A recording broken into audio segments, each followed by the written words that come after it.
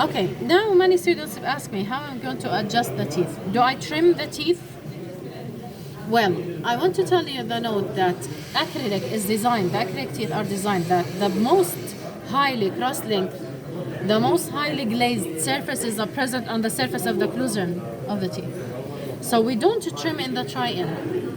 Any adjustment of occlusion in the try-in, we should do it in wax. And this is why we do the try-in actually, because it's easy to alter in wax than to alter in the denture. Because in the denture, the only option for us to alter occlusion of the teeth is trimming. So in the try-in, any adjustments should be done in wax.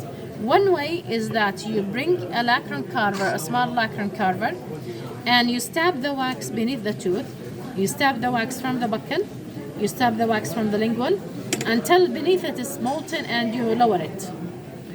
Another method of alteration is that you take off the tooth. Another method of alteration, okay, this is the lacron.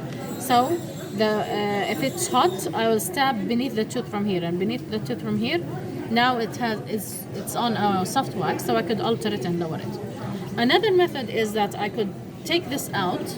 I will have an empty hole beneath it, so if I take this out like this, I just extract it.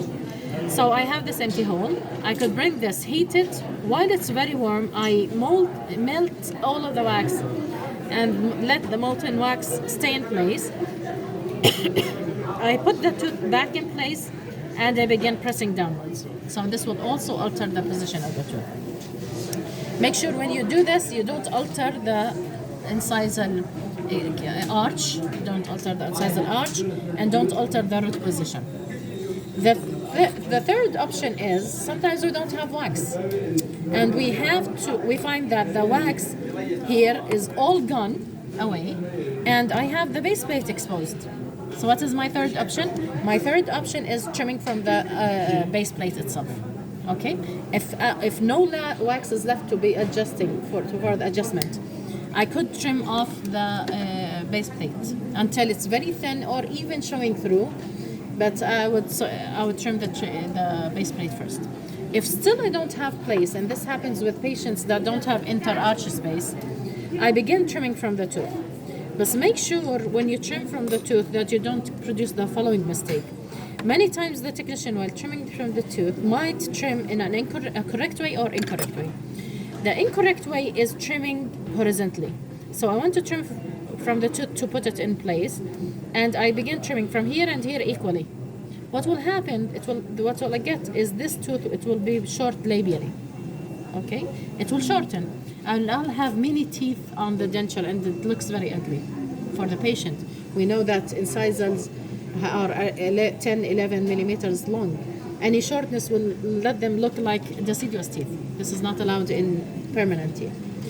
The correct way to trim is trim more from the base of the tooth and leave the labial as a veneer, at least.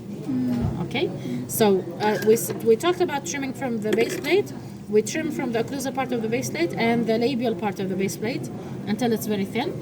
If I don't have enough space, I begin trimming from the tooth, but I trim from the fitting surface beneath in the gingival part, and I leave the labial as a veneer. So my trimming will be in this direction, like arcs. Okay? No matter how much I trim, for example, like this, or like this, or like this, no matter how much I trim from the tooth, I leave this as a full veneer. Okay? I leave the full labial surface as a veneer, so the teeth in place will always look the same length. Okay?